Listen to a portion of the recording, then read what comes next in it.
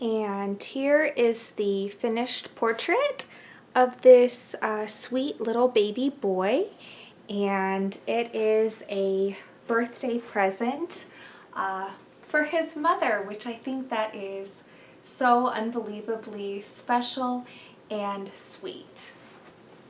I really hope you enjoyed the October edition with a few homemaking crafts and recipes and walks and artwork. So please stay tuned. I will be sending out another one in November, and each of these journals will have some really fun and beautiful and creative ideas for the following month.